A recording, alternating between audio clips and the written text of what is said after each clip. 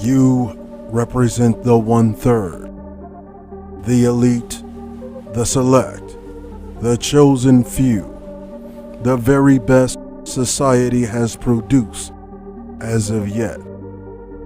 You are the vanguard combating the idiocy that undermines the masses. You are the garrison, the bastion, the exalted of a lost generation.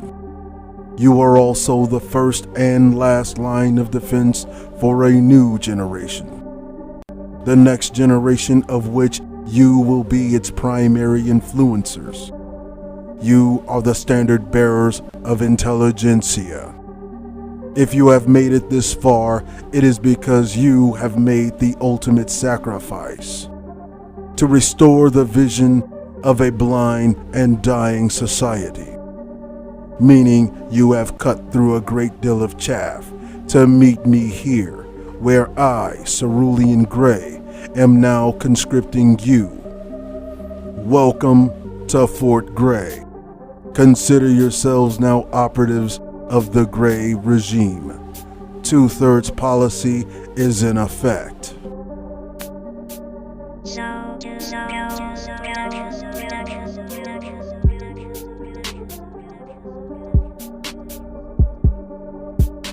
Welcome to your briefing, operatives. Today we are discussing words that every man must remove from his vocabulary, effective immediately. Now that you have been conscripted into the Gray regime, you need to begin thinking like an operative. This video is specifically designed for male operatives. This is your tactical communications briefing.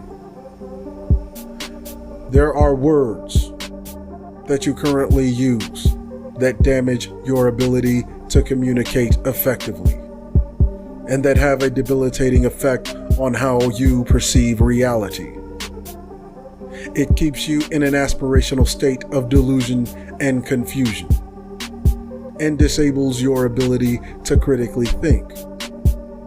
These words have dumbed you down to such extent that you render yourself helpless in a cruel and unforgiving world that profits from your ignorance. Today, you are going to learn what those words are and why you must remove them from your vocabulary, effective immediately. The first word is can't. In tactical and intelligent communications, can't implies inadequacy, inability, insufficiency, unreliable, unfit, incompetent, ineffective, defective, or deficient. In terms of masculinity, can't insinuates that you are unreliable, unsuitable, ill-equipped, unprepared, lacking the necessary skill or will. In short, can't is an admission of weakness. After all, can't is an emotional conjunction that is made by women whom are emotional creatures by nature. Use of this word is completely fine. That is, if you are the fairer sex. However, if you possess a Y chromosome, it is detrimental to rely on this word. In terms of masculinity, there is only yes or no, will or won't. And as for the word can't, consider it non-existent. Over-reliance on this word makes you derelict in your masculinity. The next word is wish. It is a requirement for men to oppose environment. To do so, there must be one simple understanding. If it is not impossible, then it can be done. And if it can be done, then it will be done. The word wish is an emotional word that implies that you will not, and therefore desire someone else to do it for you, whatever it is. I need you to concentrate and delete this word from your dialogue effective immediately. It is an impairment that you have carried with you into adulthood from the time you were a child. Yes, you wished you were a little bit taller. You wished you were a baller. You wished you had a girl that looked good so you could call her. You wished you had a rabbit in a hat with a bat and a 6'4" Impala. Yes, wishing is an impairment to masculinity. It serializes your self-contempt and rumination and self-disappointment stemming from your unfulfilled desires, and broadcasts the fact that you are content in your disappointment, and continued reliance on this word impairs your ability to fulfill those desires. The next word is hope, another emotional word that implies that you will not, and therefore desire for someone else to do it for you. It implies that you are not responsible, that you aren't accountable. You hope for someone to save you from the burden of responsibility. You learned this from the church. Yes, you live in a world oversaturated with antiquated religious superstition masquerading as moral authority that dictates you relinquish self-accountability, self-responsibility, self-control to some mysterious, mystical, magical, miracle-making man in the sky watching over your every move like Big Brother to ensure your obedience and dependence on a powerless and absentee chaperone of humanity that you have given the moniker known as God. Why have you done this? Because children must be watched over. And the word hope keeps you in that childlike mindset. When you were a child in trouble, you hoped for an adult to save you, preferably a parent. When you were a child and you excelled at something, you hoped it would lead to a reward, and at times it may have. When you became an adult and you were in trouble, you hoped for relief from those troubles by the same mysterious, mystical, magical, miracle-making man in the sky. Yes, you even hoped for this miracle-making man in the sky to take the wheel at times. However, I assure you, if you take your hands off of the wheel, you will crash, you will burn, and you will die. You operate from hope because of the positive reinforcement via the rewards you received as a child incentivized your behavior. This nonsensical religious drivel is marketed to you even as an adult, keeping you in a childlike mindset. What I have dubbed a Christian mental framework, with the false promise of behaving a certain way will reward you. However, the reward you are hoping for will never come. Do you know why? Because as an adult, the responsibility is all your own. In terms of masculinity, the word hope has a disabling effect. Men create the hope that women and children depend upon. It is imperative you remove this word from your vocabulary effective immediately. When a man uses this word too much, it projects weakness and unreliability. As for leadership, a community will not support a leader who is dependent, considering leaders are those who are the most depended upon. The next word on our list is feel. Here is a refresher course on anthropology and why this word has a debilitating effect on the way men communicate, not only with society in general, but with other men. Fact: there are two prime directives of all species. Fact: the first prime directive is survival. Fact: all species across the bioevolutionary spectrum are social creatures and are naturally geared towards grouping together to enhance the effectiveness of the first prime directive. Whether it's a herd, a flock, a school, a pack, a pride, a colony, or a tribe, all species, including humans, are naturally tribal. Fact: the second prime directive of all species is reproduction. Fact: life is the alternating current between the first and second prime directives.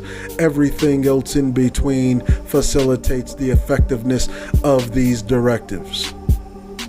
The first prime directive is wholly a man's responsibility. In other words, men fight against being overcome by the environment.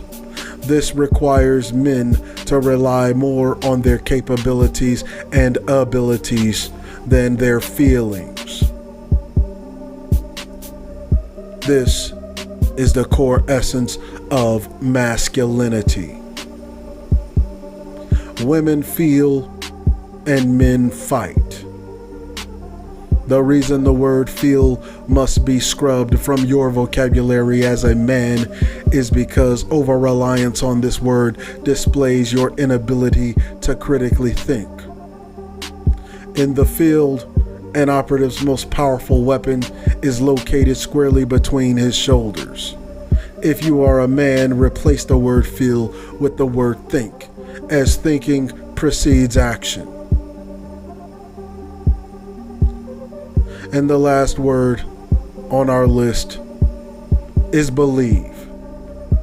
This is a disgusting word, an atrocious word, an egregious word. This word is also an emotional word that evokes the same mysterious, external, mystical, magical, miracle-making Christian mental framework as previously aforementioned words have done. And you must also permanently delete this word from your vocabulary. Believing is to take at face value without logically sound reasoning or solid evidence. To believe is to lack knowing, to be unsure. In short, those who believe simply do not know or are unsure. And those who know have no logical reason to believe. However, there is only one exception for the use of this word, and that is to believe in oneself. For masculine men, that means to believe in one's ability. Since you are designed to oppose, overcome, withstand, confront, combat, i.e. fight environment. The only belief, the only faith, the only surety you must have is in your own ability, your unit's ability, your group's ability. If you do not have this surety, whatever feat, whatever mission, whatever endeavor, whatever attempt you make will undoubtedly and inevitably fail, and cause you to begin this magical or even defeatist thoughts. And this is especially the case if your beliefs are hinged upon external dependencies such as that mystical, magical, miracle-making man in the sky that gives you this Christian mental framework that blurs the lines between your perception and reality. You only believe when you are unsure of something. Instead of saying believe, it is logically acceptable to say you are unsure. Your perception can be encroached upon. In fact, it is being encroached upon. It is altered by repetitively being told lies over and over and over again throughout your life since the time you were a child. And a lie told 1,000 times is easier to accept than the truth told once. Strike these words from your dialogue. Delete them from your lexicon. In the gray regime, there is no such thing as can't. There is only do and don't, will or won't, yes or no. There is no wishing. There is only affirmative and negative, valid or invalid. There is no hope. There is only do or do not, succeed or fail, ability or inability. There is no such thing as feel, unless you are referring to trauma. Men do not possess the same intuition as women, and therefore do not process emotions the same way women do. Therefore, thinking, thought, or the lack thereof is all there is. Just the same, there is no such thing as belief. You either know or you do not know, awareness or ignorance. It is preferable that you say you do not know than to say you believe so. In the words of our esteemed brethren, Charles L. Faulkner, aka Panthro, when men deal with their regressions or other men, first we talk it out, then we yell it out. And when all other avenues of communications have been exhausted, we fight it out. In exactly that order with no in-betweens. Or as our esteemed brethren Valdez, aka the Angry Man, would say, it is only a matter of time before we have to do the man dance. Fighting is perfectly normal for men. It is, after all, who we are. It is written on your genetic code. It has been a part of your development since the dawn of humanity. It has been your rite of passage since the dawn of civilization, including your spiritual deities. This is why in all cultures, classical to current, male deities carried or wielded some kind of a weapon, a tool. Typically swords, shields, axes, hammers, spears, bows, and in modern renditions, guns. These are tools developed to oppose environment, even if that environment entails other men. And with this, I impart permission for you to join the conversation. Like, share, comment, subscribe, and be great. This concludes your briefing, operatives. Salute to the nation. Salute to the Angry Man Army. Salute to the Gray Regime. Cerulean Gray, over and out.